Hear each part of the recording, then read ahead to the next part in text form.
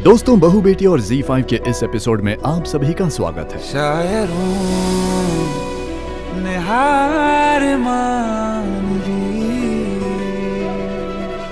आइए जान लेते हैं चटकदार धमाकेदार ZTV के शोज की एक झलक।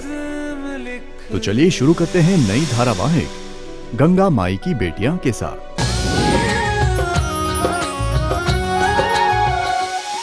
गंगा माई की बेटियां, ओ माई की परछाइयां,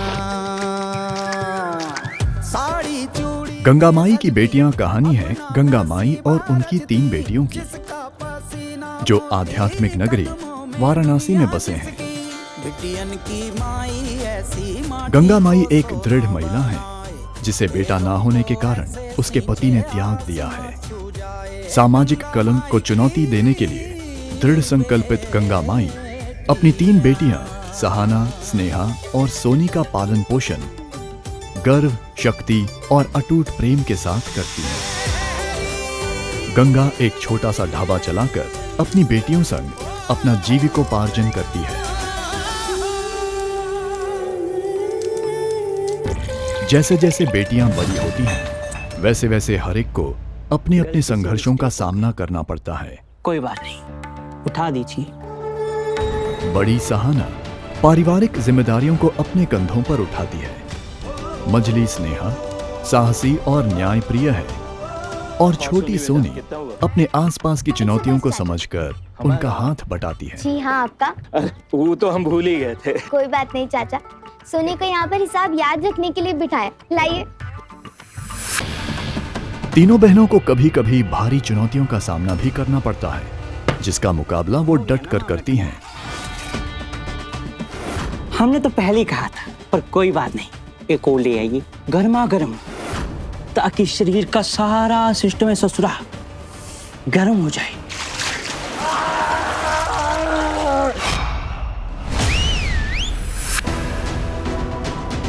दूसरी ओर देवी मैया का प्रसाद। देवी सीता माई के उत्सव पर बनाए जा रहे प्रसाद बनाने की प्रक्रिया में कुछ लोगों की लापरवाही की वजह से विघ्न उत्पन्न होता है।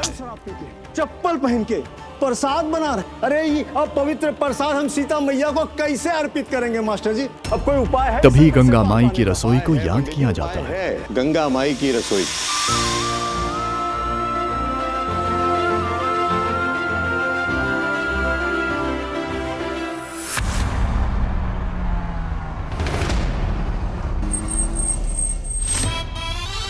लेकिन गंगा के पति की दूसरी पत्नी इंदु का अंदाज कुछ और ही होता है।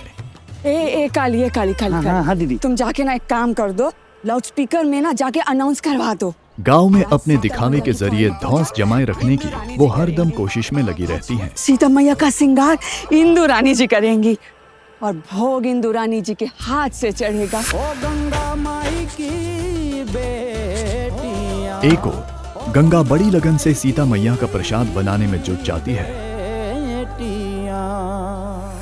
दीदी, वो जो प्रसाद वाला ठेका नहीं था, वो हम लोगों से छिन गया दीदी। तो दूसरी ओर सीता मैया के उत्सव में इंदु रानी प्रसाद बनाने का ठेका छिन जाने से काफी परेशान होती है। काली, कुछ भी हो जाए, वो औरत आज हमसे आगे नहीं जानी चाहिए, समझे? क्या करोगे हम नहीं जानते, कैसे करोगे वो हम जानना भी नहीं चाहते, लेकिन उस औरत के हाथ का बना हुआ प्रसाद मंदिर तक पहुंचना नहीं चाहिए।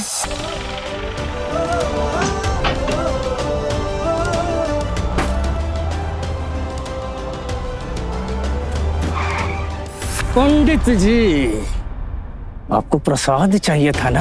अब तो सीता मैया को खुद ही आना होगा प्रसाद लेके। स्नेहा, संभाल के।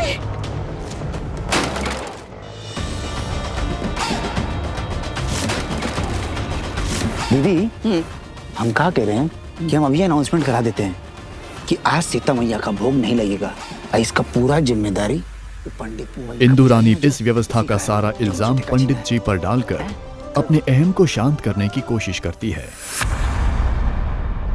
पंडित जी, गंगा आ गई। मैंने कहा था ना वो समय से आ कि जाएगी। इतने में गंगा माई अपनी बेटियों संग भगवान के भोग के लिए बनाए प्रसाद के साथ मंदिर स्थल बोलो में सीता प्रवेश मैया करती है। की जय। बोलो सीता मैया की जय। इंदु रानी फिर एक बार नियति के इस खेल में परास्त होती है।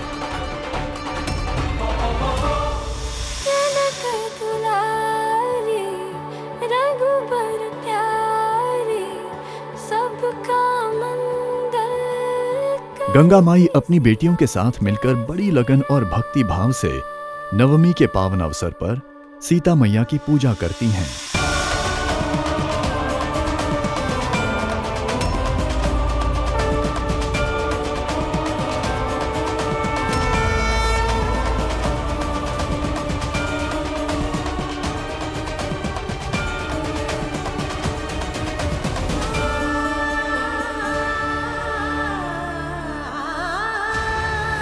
अनु बेटा, तू आज आर्या सर के साथ छोले भटूरे खाने गई थी। तुमसे तुम तक धारावाहिक में अनु के माता पिता अनु द्वारा बिना बताए आर्यवर्धन के साथ मिलने जुलने पर आपत्ति जताते हैं बेटा, हमें भी तो मालूम होना चाहिए ना, और उससे इस गुस्ताखी का जवाब भी मांगते हैं। जी पापा, मम्मी, मैं आप दोनों की फिक्र को अच्छे तरीके से समझती हूँ। अब से ना आपको कभी शिकायत का मौका नहीं दूंगी, हर बार आपको इन्फॉर्म करके ही जाऊंगी, पक्का प्रॉमिस। तो आज का ये गाना प्रोफेसर साहब की मोहब्बत के नाम। तो दूसरी ओर आर्यवर्धन अपने दिल के तार को छेड़ रहे जज्बातों को रेडियो FM पे चल रहे प्रोग्राम के जरिए सुनता है और मायूस होता है। अनु और आर्यवर्धन का भरी मार्केट में छोले भटूरे खाने वाला वीडियो एक ऐसे शख्स की मोबाइल में शूट हो जाता है, देखा बहना कैसे खुल्ला चक्कर चल रहा है आर्यवर्धन और अन्नू का, जो आगे चलकर अनु की जिंदगी में भूचाल ला सकता है। दो मुझे। नहीं, कोई जरूरत नहीं रजनी। अरे भैया, यही तो सबसे बड़ा सबूत है। ये सबूत नहीं है रजनी, सीढ़ी है सीढ़ी। रघुपति इस मौके का पूरी तरह से फायदा उठाना चाहता है। इस वीडियो के जरिए मैं दरअसल अनु के लिए अपने रिश्तेदारों की कड़वाहट भरी साजिश सुनकर तो ऐसा लगता है कि अनु के जीवन का प्यार भरा सफर आसान नहीं होने और उस अन्नू को तो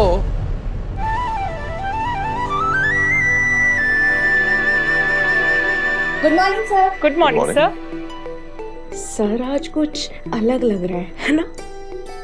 आर्यवर्धन के ऑफिस में दाखिल होते ही उसमें हो रहे बदलाव को उसका स्टाफ महसूस करता है। स्टाफ की बातें सुनकर आर्यवर्धन भी खुद में हो रहे परिवर्तन से थोड़ा अचंभित होता है। वो आईने के सामने खड़े होकर अपने आप को निहारते हुए अपने बदलाव को महसूस करने की कोशिश करता है। ये सब लोग मुझे घूर घूर कर क्यों देख रहे हैं? क्या मेरे चेहरे पे कुछ दिखाई दे रहा है? क्या मैं सच में बदल गया हूं? क्या मुझे सच में?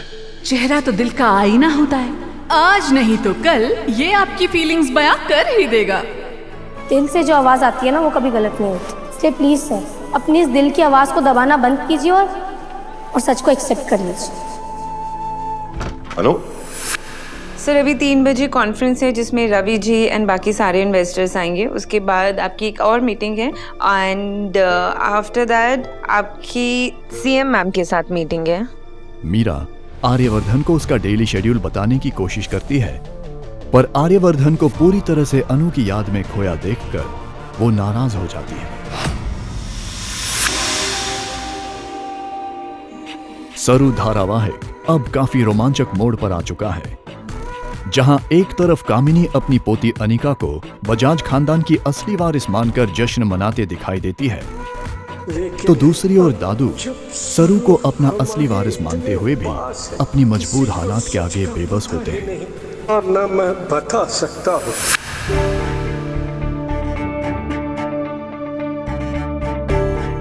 म्यूजिक किसने बंद किया?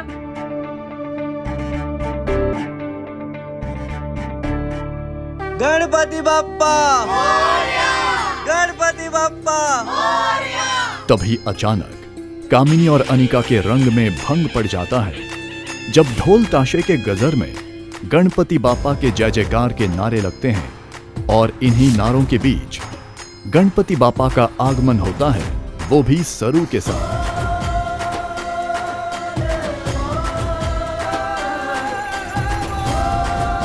कामिनी, अनिका और उसकी मां सरू को देखकर हैरान रह जाते हैं, तो दूसरी ओर दादू सरू को देखकर खुश होते हैं।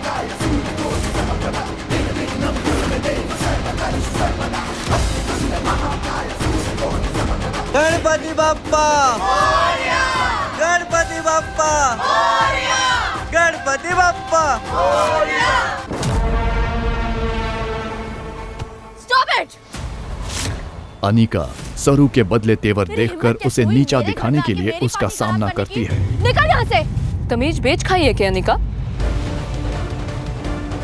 सरू भी डटकर अनिका का सामना करते हुए उसे करारा जवाब देती है, जिसे सुनकर कामिनी, अनिका और उसकी माँ के होश उड़ जाते हैं।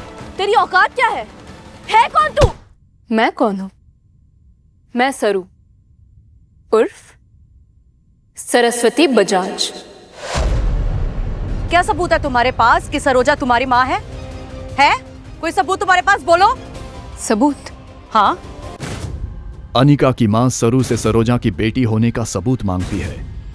तभी सरू अपनी मायरी की तस्वीर निकाल कर दिखाती है, जिसे देखकर तीनों के पैरों तले की जमीन खिसक जाती है।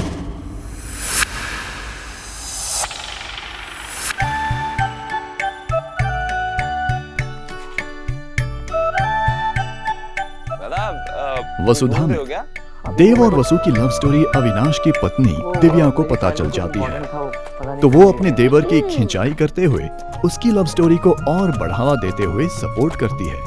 आप इसे ही ढूंढ रहे थे ना भाई साहब?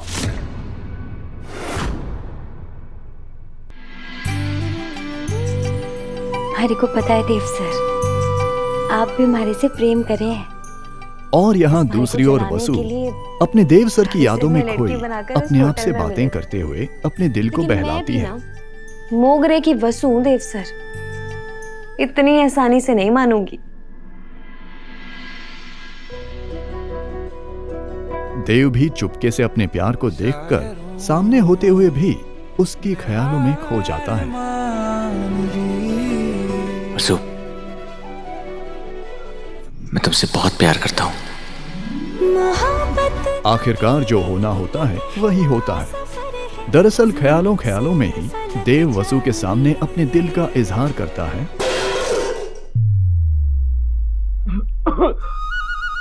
अरे देव सर क्या हो गया? आप ऐसे खड़े खड़े खांसने क्यों लगे? एक मिनट रुके।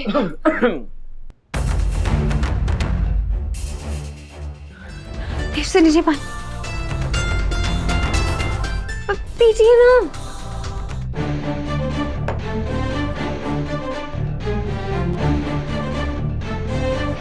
लेकिन इश्क की आग तो दोनों तरफ बराबर लगी दिखाई देती है।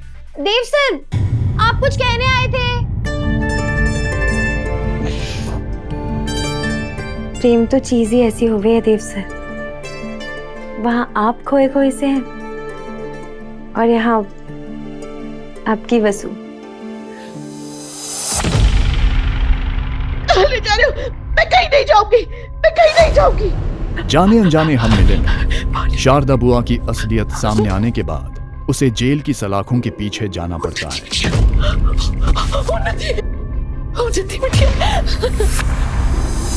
मैंने बुआ जी पर इतना अंधा विश्वास किया।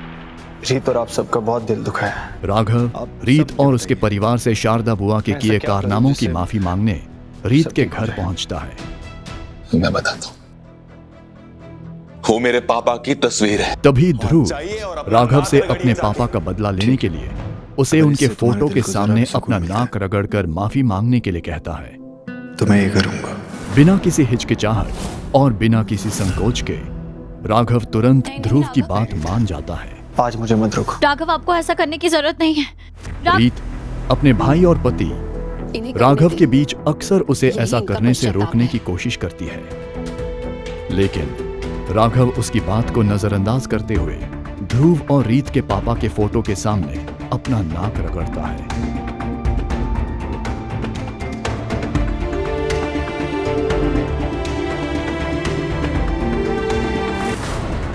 आप जैसी औरत का साथ मैं कभी नहीं दूंगी। मुझे तो शर्म आ रही है कि मैंने आप पे विश्वास किया। दूसरी तरफ शारदा बुआ जेल की सलाखों के पीछे रहकर अपने किए कर्मों की सजा काट रही है, जहां उन्नति भी अब उसका साथ देने से इनकार करती मैं है। आपका चेहरा भी नहीं देखना चाहती। मैं तो यही चाहूंगी अभी इसी जेल में सड़कर मर जाइए। राघव प्रयाश्चित भरे मन से रीत की माँ से बात करने की कोशिश करता है। राघव, तभी रीत की माँ उसे मुझे घर लगता से है तुम्हें जाने यहाँ के से लिए चले कहती जाना है। चाहिए। आज तुमसे बात करने के लिए मेरे पास शब्द ही नहीं बचे, इसलिए बेहतर यही होगा कि तुम यहाँ से चले जाओ। रीत अपने राघव को बहुत मिस करती है। दोनों एक दूसरे के ख्यालों में खो जाते हैं। राघव रीत से मिले बगैर ही घर से निकल जाता है।